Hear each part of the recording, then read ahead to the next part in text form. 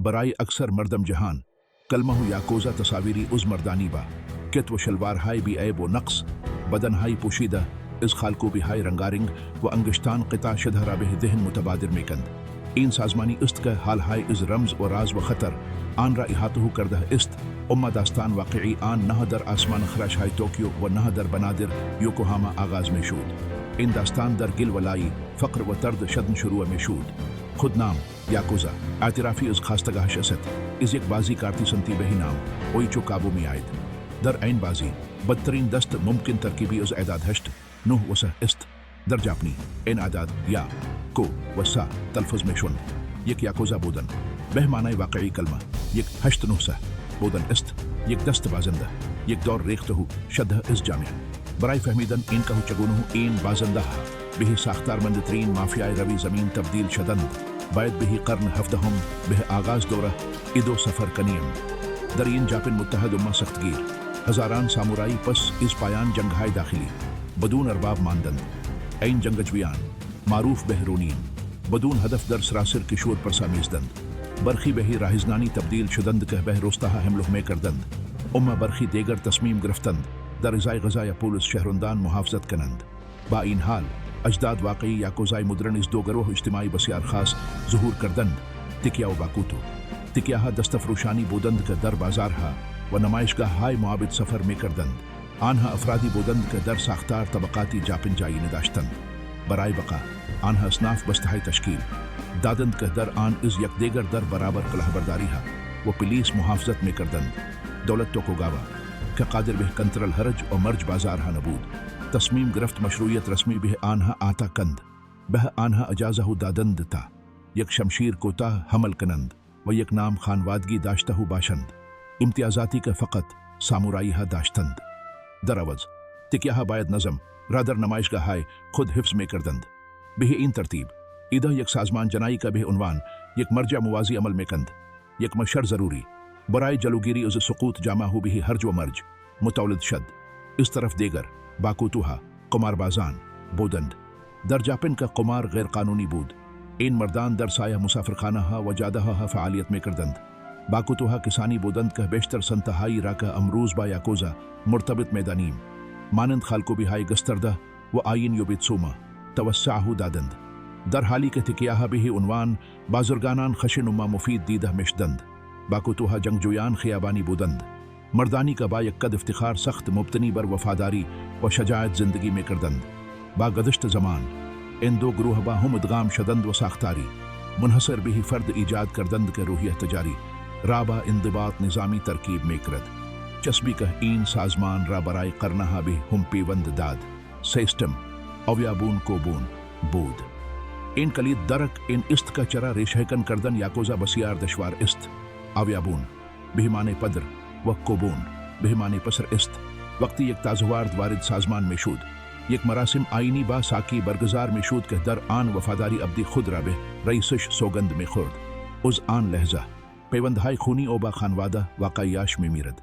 اویابون او پدر جدید است و همکارانش برادران او هستند. این ساختار خانوادگی مصنوعی وفاداریای ایجاد میکند که بسیار فراتر از پول است. این یک مسئله هویت و بقا است. یک کوبون باید مایل باشد که برای محافظت از اویابون خود به زندان برود یا حتی بمیرد بدون هیچ سوالی. این پیوند در طول اصلاحات میجی در پایان قرن 19 هم حیاتی بود، در حالی که ژاپن به شدت در حال مدرن شدن بود تا شبیه غرب شد. یاکوزا خود را به عنوان نگهبانان ارزش‌های سنتی ژاپن قرار داد. بسیاری از آنها به انجمن‌های مخفی فوق ملیگ را پیوستند و با دولت برای انجام وظایفی که ارتش یا پلیس نمیتوانستند رسما انجام دهند مانند جاسوسی در خارج از کشور یا سرکوب اعتصابات کارگری همکاری کردند. در این دوره بود که یاکوزا دیگر یک باند قمارباز محلی نبود و به یک بازیگر سیاسی با نفوذ ملی تبدیل شد. با این حال با وجود قدرت فزاینده یاکوزا هرگز فراموش نکردند که فرزندان حاشیه نشینان هستند. در جوامع خود اغلب خود را به عنوان محافظان افراد فروتن معرفی میکردند. اگر یک بلای طبیعی یا یک بی‌عدالتی توست یک مقام فاسد اتفاق میافتاد یاکوزا زودتر از دولت مداخله میکرد. این نقش شوالی های شب به آنها یک پذیرش اجتماعی بخشید که در مافیای دیگر جهان وجود ندارد. در ژاپن مقر یاکوزا پنهان نیست. اغلب روی در پلاک ہائی فلزی و نام قبیل و دارند و بہ طور قانونی نزد پلیس تھبت شدھاند اما نباید فریب خورد پشت قد افتخار و حمایت اجتماعی خشونت ہمیشہ ابزار نہائی بود درگیری ہائی بین قبیلوها برای کنترل قلمرو در شہرہائی مانند اوزاکا یا ٹوکیو وحشیانہ بود در این محیط خطر دائمی بود کہ آئین ہائی قربانی کے امروز برای ما وحشتناک بہ نظر میرسند کامل شدند مردانی کا بہ یاکوزا می پیوستند میدانستند کا وارد یک مسیر بدون بازگشت میشوند جائی کا اشتباہ با گوشت و خیانت با جان پرداخت میشد سہنہو برائے انتقال بہ قرن بیستم آمادہ بود جائی کا یاکوزا با جنگہائی جہانی و اشغال خارجی روبرو میشت و تکامل میں یافتہ بہ یک غول جرم سازمان یافتہ تبدیل شود کے ثبات خود خورشید تابان را بہ خطر میں اندازد ورود بہ یاکوزا صرفاً پیوستن بہ یک باند جنائی نیست تسلیم کردن بدن و روح بہ یک فرایند تحول برگشت ناپذیر است دو عنصر از نظر بصری و فزیکی یک عضو سازمان را تعریف میکنند ایرزومی یا خالکوبی سنتی و یوبیتسوما عمل قطع کردن یک انگشت بہی خاطر افتخار انہا تزینات یا مجازات ہائی تصادفی نیستند بلکہ نشانو ہائی ہویتی ہستند کے مرد را برائی ہمیشو اس جامعہ مدنی جدا میکند آنہا آزمائش ہائی مقاومت در برابر درد ہستند کے نشان میں دھند فرد قادر است قبل از خیانت بہ خانوادہ جنائی خود ہر گونہ شکنجہائی را تحمل کند ایرزومی شاید نمادین ترین ویجگی یاکوزا باشد برخلاف خالکوبی ہائی غربی کا بادستگاہ ہائی برکی انجام میں شود خالکوبی سنتی جاپنی با تکنیک تبوری انجام میں شود کا بہ معنی حقاقی دستی است یک استاد خالکوب از یک میلہ بامبو یا فلزی با سوزنہائی در نوک آن برائے وارد کردن جوہر بہ پوست بہ صورت دستی استفادوں میں کند ان یک فرائند بسیار کند گران و محمتر از ہمہ دردناک است تکمیل یک کت و شلوار کامل خالکوبی ممکن است صدہا ساعت و چندین سال طول بخشد و دہا ہزار دلار حزین و داشتو باشد طرح خالکوبی معمولاً پشت باسن ران و بازوہا را میں پوشاند اما یک قانون اساسی وجود دارد خالکوبی نباید زمانی کا مرد کت و شلوار یا کیمونو پوشیدہ استدیدہ شود بہ طور کلی یک خط تمیز از پوست بدون خالکوبی در مرکز سینہ باقی میماند و سائدہ آزاد میمانند عین بہ یاکوزا اجازہ ہو میدہد در زندگی عمومی ناشناس بماند و ہویت واقعی خود را فقط در خلوط یا در مقابل دشمنانش آشکار کند انگیزوہا معمولاً اساطیری ہستند اجدہائی کا نماد خرد و قدرت است کپور ہائی قوی کا نماد پشتکار ہستند یا سامورائی ہائی تاریخی کے تجسم شجاعت ہستند تحمل درد تبوری آئین آغاز نہائی است اگر مردی نتواند سوزنہا را تحمل کند در نظر گرفتہ میشود کا نمیتواند فشار زندگی جنائی را تحمل کند اما اگر خالکوبی نشانہ غرور باشد یوبیتسوما نشانہ شرم و رستگاری است این آئین شامل قطع کردن بند اول انگشت کوچک چک است منشأ آن بھی قمار بازان باکوتو باستان باز میں گردد در شمشیر بازی جاپنی سہ انگشت آخر دست چپ ہستن کے کاتانا رابا بیشترین قدرت نگہ میں دارند باز دست دادن نوک انگشت کوچک مرد قدرت در دست گرفتن خود را از دست میں دہد کا اورا برائے محافظت بیشتر بھی ارباب خود وابستہ میکند زیرا مہارت او با شمشیر کاہش میں یابد این یک عمل تسلیم کامل است یوبیتسوما معمولاً برائے عذر خواہی برائے یک اشتباہ جدی یا برائے نجات جان یک زیردست انجام میں شود ان آئین خام است فرد متخلف دست خود را روی یک پارچہ تمیز قرار میں دہد و با یک چاکوی بسیار تیز یا یک ونتانتو نوک انگشت خود را قطع میں کند سپس تکہ انگشت را در ابریشم میں پچد و آن را بہ عنوان ہدیہ صلح بھی او یابون خود میں دہد اگر اشتباہ تکرار شود بند بادی قطع میں شود یا با انگشت دست دیگر شروع میں شود در جاپن مدرن دیدن مردی با انگشتان ناقص یک علامت ہشدار فوری است کا تمام درہائے جامعہ ہو قانونی را میں بندد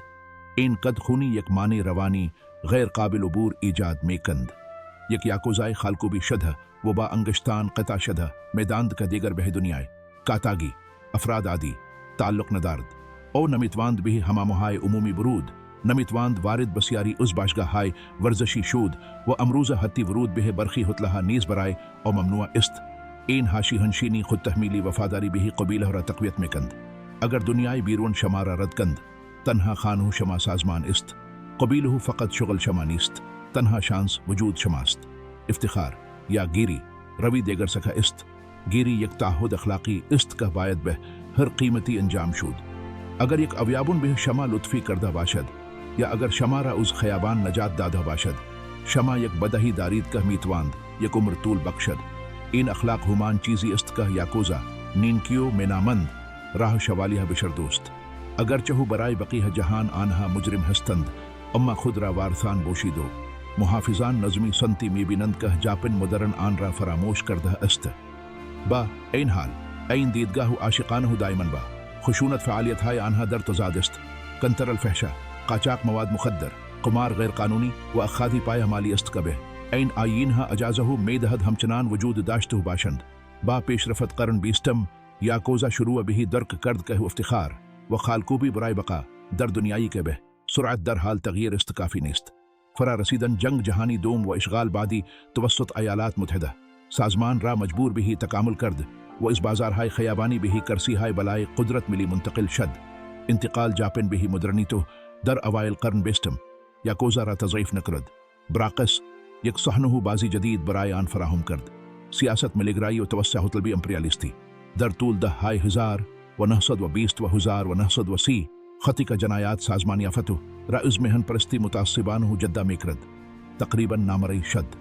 بسیاری از رهبران یاکوزا که همیشه خود را نگهبانان جوهر ژاپنی میدانستند با جناحهای راست افراطی همسو شدند. این گروه معروف به اویوکو دانتای از اوباش قبیله ها برای ارهاب سیاستمداران لیبرال، شکستن اعتصابات کارگری و خاموش کردن هر صدایی که با نظامیگری فزاینده مخالف بود استفاده میکردند. نمادین ترین شخصیت این دوران میتسورو تویاما بود، بنیانگذار انجمن اقیانوس سیاه. اگرچه او به معنی سنتی یک قمارباز خیابانی یاکوزا نبود، اما دقیقا مانند یک یاکوزا عمل میکرد. با استفاده از شبکه‌های از جاسوسان و قاتلان برای تأثیر گذاری بر سیاست خارجی ژاپن. تحت نظر او قبیله های یاکوزا به قاره آسیا گسترش یافتند و گامهای ارتش امپراتوری را در منچوری و چین دنبال کردند. در آنجا یاکوزا مسئول مدیریت کارهای کثیف اشغال بود، مانند کنترل تریاکخانه‌ها و مدیریت لجستیک در سایه‌ها که سودهای نجومی تولید میکرد که هم قبیله ها و هم عملیات اطلاعات نظامی را تأمین مالی میکرد. با این حال نقطه عطف واقعی با پایان جنگ جهانی دوم فرا رسید. در سال 1945 ژاپن کشوری بود که از نظر فیزیکی ویران شده بود، توسط نیروهای آمریکایی اشغال شده بود و اقتصادی معیشتی داشت. دولت و پلیس توسط مقامات اشغال گربه رهبری جنرال داگلاس مک آرتور غرق یا از بین رفته بودند. در این خلا قدرت مطلق یاکوزا نه تنها زنده ماند بلکه شکوفه شد. گورنتای باندهای جنایتکار بسیار خشونت‌آمیزتر و کمتر محترمانه نسبت به قد سنتی باکوتوهای قدیمی که هم منحصراً به بازار سیاه اختصاص داشتند ظهور کردند. در ژاپن که غذا و دارو وجود نداشت، یاکوزا منابع را کنترل میکرد. بازارهای آزاد آنها معروف به آیوزورا ایچیبا تنها جایی بود که شهروندان عادی میتوانستند برنج یا لباس تهیه کنند. اما این کنترل بدون درگیری نبود. اشغال هزاران کارگر از مستعمرات سابق مانند کرهایها و چینیها را با خود آورد که آنها نیز سعی در کنترل بازار سیاه داشتند. این امر یک جنگ شهری وحشیانه را به راه انداخت. پلیس ژاپن که آمریکایی ها در ابتدا حمل سلاح گرم را برای آنها ممنوع کرده بودند، خود را برای متوقف کردن نبردهای خیابانی در شهرهای مانند کوبا و توکیو ناتوان دید. در این لحظه هرج و مرج بود که اتفاقی غیر معمول افتاد. پلیس و مقامات اشغالگر آمریکایی شروع به استفاده از قبیله های سنتی یاکوزا برای مبارزه با بانده های خارجی و گروه های کمونیستی که در اتحادی ها قدرت می گرفتند کردند. یاکوزا از دشمن عمومی بودن به یک متحد تاکتیکی در مبارزه برای حفظ نظم اجتماعی و مهار پیشروی کمونیسم در ژاپن تبدیل شد. این رابطه مصلحتی به سازمان اجازه داد تا به شکلی که تعداد کمی از مافیا به آن دست یافتند. نهادین شود در ازای حفظ صلح در خیابانها و سرکوب اعتراضات چپ به آنها اجازه داده شد که تجارت قمار و فحش خود را با مسئولیت نسبی انجام دهند. این دوره پس از جنگ همچنین شاهد تولد نسل جدیدی از رهبران بود که درک کردند که یاکوزا باید مانند یک شرکت مدرن عمل کند تا زنده بماند. دیگر کافی نبود که یک خیابان یا یک بازار محلی را کنترل کنید. قبیلوها شروع به فدراسیون کردند و ساختارهای ملی با هزاران عضو ایجاد کردند.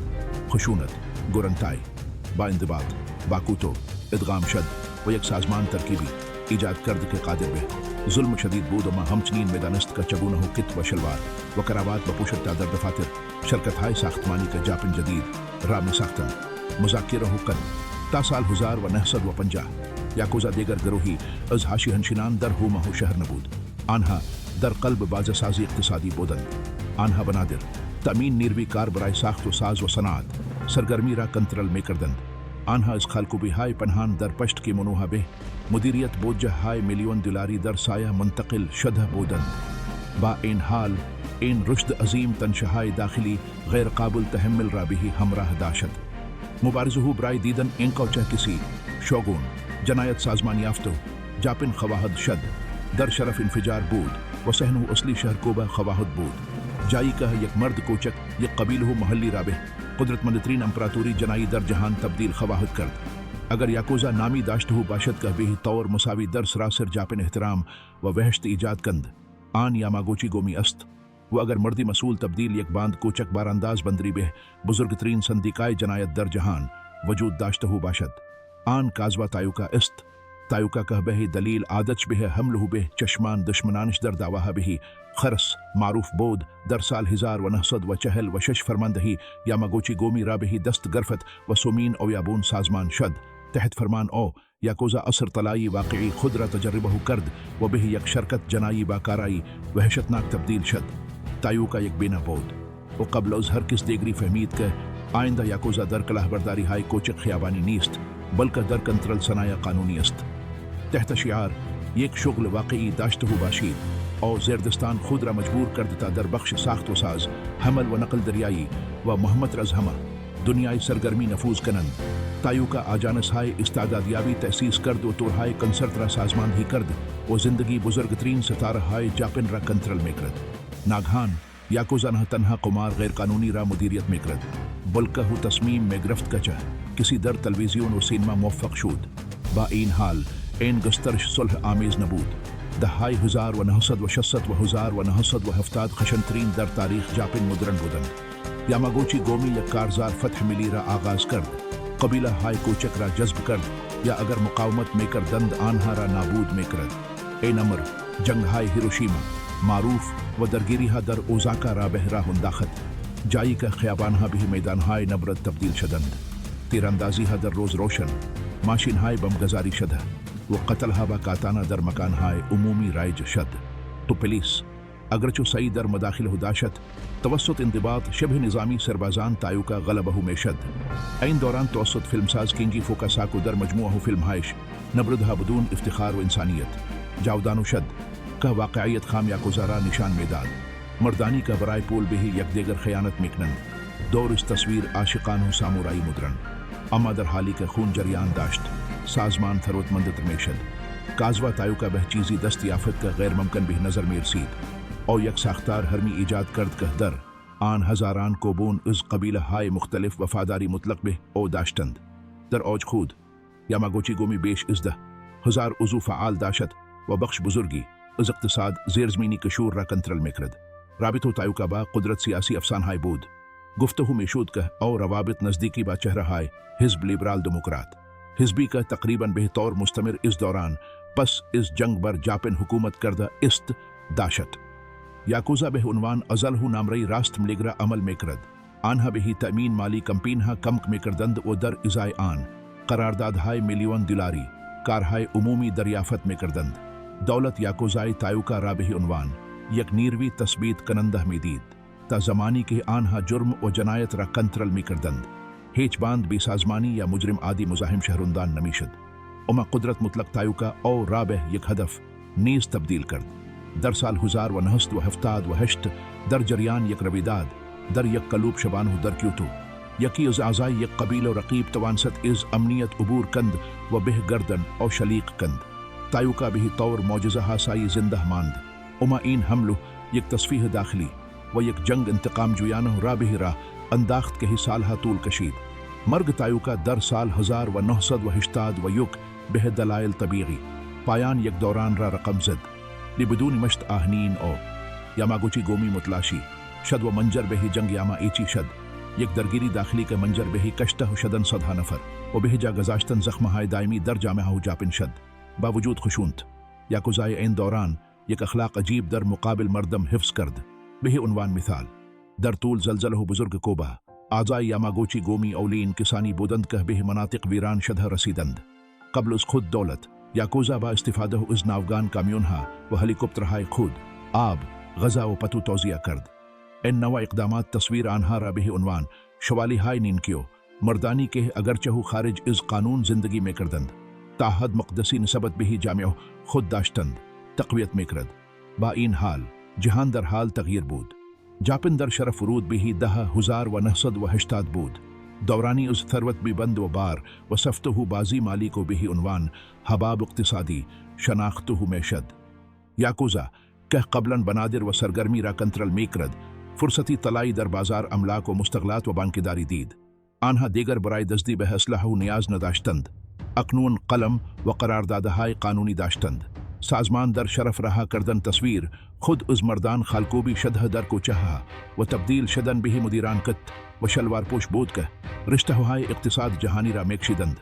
10,980 یاکوزا را از یک مافیای جنگجویان خیابانی به یک نخبگان سرمایه گذار مالی تبدیل کرد. ژاپن معجزه اقتصادی را تجربه میکرد. دورهایی که ارزش زمین در توکیو به حدی افزایش یافت که کاخ امپراتوری از نظر تیوری ارزشی بیشتر از کل ایالت کالیفرنیا پیدا کرد.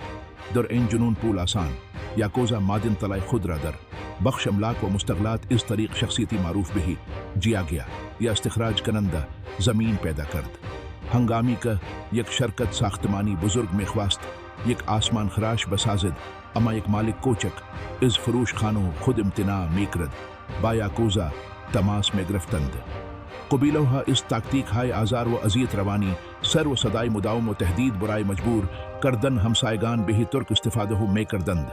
هنگامی که زمین آزاد میشد شرکت های ساختمانی کمیسیون های نجومی به قبیله‌ها پرداخت میکردند. تخمین زده میشد که در اوج حباب یاکوزا با بیش از 50% از وامهای بانکی مشکوک در ژاپن مرتبط بود. اویابونها دیگر کیمونوهای سنتی نمی پوشیدند بلکه کت و شلوارهای طرحان ایتالیایی می پوشیدند و ماشینهای لوکس اروپایی می راندند. این نفوذ در اقتصاد قانونی به قدری عمیق بود که یاکوزا به یک عنصر کلیدی در سیستم مالی تبدیل شد. بانکها از شرکتهای پوششی قبیله‌ها برای پنهان کردن بدهیها یا فشار بر سایر طلبکاران استفاده میکردند. جنایات سازمان یافته ژاپن به چیزی دست یافته بود که هیچ مافیای دیگری به آن دست نیافته بود. توسط نخبگان شرکتی و سیاسی به عنوان یک شریک تجاری ضروری پذیر فتح شد. در دفاتر قبیله‌ها که به طور قانونی در مقابل استقاهای پلیس قرار داشتند اکنون به جای مسیرهای قاچاق، ادغامهای بانکی و پروژه‌های زیرساخت ملی مورد بحث قرار می گرفت. با این حال اعتماد به نفس بیش از حد نابودی آنها بود. در سال 1991 حباب اقتصادی ترکید و ژاپن را به بحرانی فرو برد که دهه‌ها به طول انجامید. با سقوط قیمت زمین و فروپاشی بانکها اصرار یاکوزا شروع به فاش شدن کرد. مردم ژاپن خسته از فساد و خشونتی که هنوز گهگاه فوران میکرد شروع به فشار بر دولت کردند. برای اولین بار در تاریخ جامعه مدنی گفت دیگر بس است.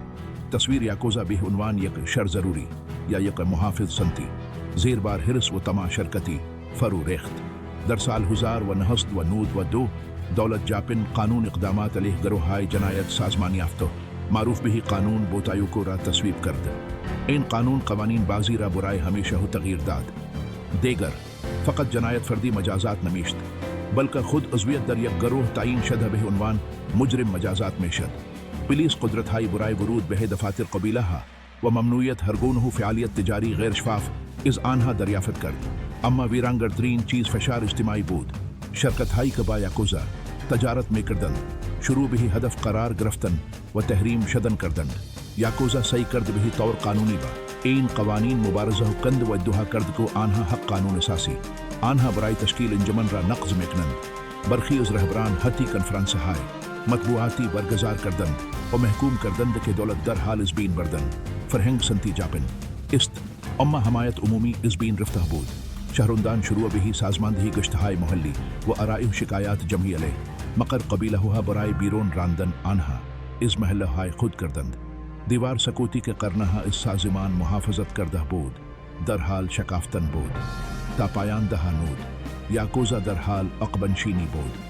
بسیاری از آزای رد پایین بادیدن اینکو پول آسان حباب به پایان رسیدو و فشار پلیس خفه کننده است شروع به ترک سازمان کردن میانگین سنی آزا به شدت شروع به افزایش کرد جوانان دیگر زندگی جنایی را به عنوان چیزی جذاب یا قهرمانانو نمیدیدند سبق زندگی کت و شلوار پوش خطرناک شد و قبیلهها مجبور شدند به سایهها بازگردند اما این بار در جاپن بسیار کمتر تحمل پذیر دوران مسئولیت به پایان رسیدو بود دولت جاپن با تشویق فاجعه مالی پس از حباب هدف روشنی را برای خود تعیین کرد خفه کردن یاکوزا از نظر اقتصادی تا زمانی کا چیزی باقی نماند آنها در شرف ورود به قرن 20 و یکم بودند دورانی کا فناوری و قانون گذاری آهنین اویابون های قدرتمند سابق را به مطرودان اجتماعی تبدیل میکرد حتی قادر به انجام ابتدایی ترین وظایف زندگی مدرن نبودند قرن 20 و یکم فرصت های جدیدی برای یاکوزا به همراه نداشت بلکه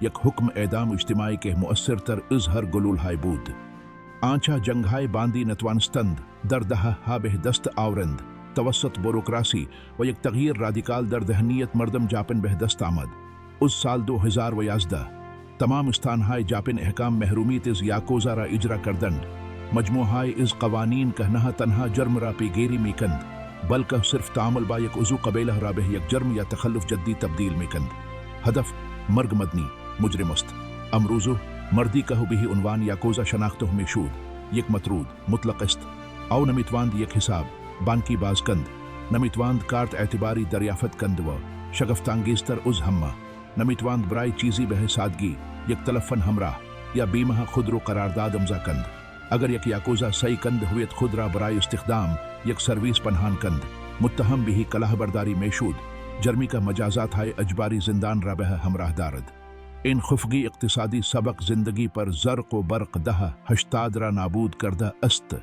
قبیله ها دیگر نمیتوانند هزینه و مهمانی های بزرگ را بپردازند یا ماشین های لوکسی را که قبلا نماد وضعیت آنها بود حفظ کنند این فشار باعث فروپاشی جمعیتی در داخل سازمان شده است یاکوزا امروز یک جامعه از افراد مسن است میانگین سنی آزای آن بیش از 50 سال است و درصد نگران کننده های بیش از 70 سال دارند جوانان جاپنی که در یک اثر دیجیتال و با آگاهی اجتماعی متفاوت بزرگ شدهاند دیگر افتخاری در قطع کردن یک انگشت یا زندگی مانند یک فراری نمی بینند آنها ترجیح میدهند به گروههای جنایی بی سازمان معروف به هانگورا بپیوندند باندهایی که از قد بوشیدو پیروی نمیکنند دفاتر ثابت ندارند و ردیابی آنها توسط پلیس بسیار دشوارتر است زیرا آنها عمدتاً از طریق اینترنت و کلاهبرداری های تلفنی فعالیت میکنند فقدان جایگزینی نسل منجر به موقعیت های تقریبا رکتانگیز شده است گیز شده دستگیری کنه سربازان یاکوزا به دلیل دزدیدن خربزه از مزاری یا ماهیگیری غیر قانونی برای خوردن ثبت شده است سیستم رفاه اجتماعی قبیله ها همان او یابون کوبون که تضمین میکرد پدر از پسر مراقبت میکند شکسته است زیرا دیگر پولی برای توزیع وجود ندارد این امر در سال 2015 بزرگترین شکاف در تاریخ اخیر را به وجود آورد یاماگوچی گومی افسانهای تقسیم شد و کوبه یاماگوچی گومی را به وجود آورد این جنگ داخلی یک مبارزه برای افتخار نبوده بلکه یک درگیری نامیدانه برای منابع کمی است که در یک بازار جنایی در حال مهو شدن باقی مانده است حتی این خالکوبی و یوبیتسوما نیز به یک بار غیر قابل تحمل تبدیل شدهاند اعضای قدیمی که سعی در بازپروری و ادغام مجدد در جامعه دارند متوجه میشوند که نشانه های فیزیکی آنها یک محکومیت ابدی است بنیادها و پزشکانی ظهور کردهاند که به صورت رایگان به پاک کردن خالکوبی ها با لیزر و ساخت پروتزهای سیلیکونی برای انگشتان قطع شده اختصاص داده شدهاند و به یاکوزا های سابق اجازه میدهند شغل های ساده را بدون تبعیض پیدا کنند این ننگ به قدری قوی است که حتی فرزندان و بستگان آزا نیز از آزار و ازید و محرومیت مدرسه یا شغلی رنج میبرند که بسیاری از کوبونها را وادار کرده است تا برای نجات آینده فرزندان خود رؤسای خود را ترک کنند باوجود این کاهش یاکوزا از نابدید شدن کامل خودداری میکند برخی از قبیله خود را به عنوان گروههای فشار سیاسی بازه سازی کردهاند یا عملیات خود را به آسیای جنوب شرقی منتقل کردهاند جایی که قوانین سخت گیرانه نیستند با این حال نفوذ آنها در قلب جاپن سایهای از آن چیزی است که بود قلعه‌های شیشه‌ای که آنها در طول حباب ساختند فرو ریختہاند و بہی نظر مرصد بادل ہی مدرنیتہ سرانجام آخرین فرزندان ہاشی ہنشینان را جارو کردہ است داستان یاکوزا روایتی است از اینکہ چگونو یک سازمان از طرد اجتماعی متولد شد بہ اوج قدرت ملی رسید و در نہایت توسط ہمان جامعہ کے زمانی آن رابح عنوان یک شر ضروری پذیر فتح بود بلید و شد میراث یاکوزا در فرہنگ آما در فلم ہائے گانگستری و بازی ہائے ودیوی باقی خواہد ماند اما در خیابان ہائے شنجوکو یا در بنادر کوبا سکوت عمیق تر میشود اجدہائے خالکوبی شدہ در سکوت پیر میشوند و دورانی از افتخار و خشون ترا بہیاد میاورند کا دیگر در جاپن آیندہ جائی ندارد این پایان یک حماس و جنائی است کا 400 سال طول کشید و نشان میدہد کا در نہایت ہیچ شمشیری و ہیچ قد خونی نمیتواند در برابر گزر بیامان زمان و قانون مقاومت کند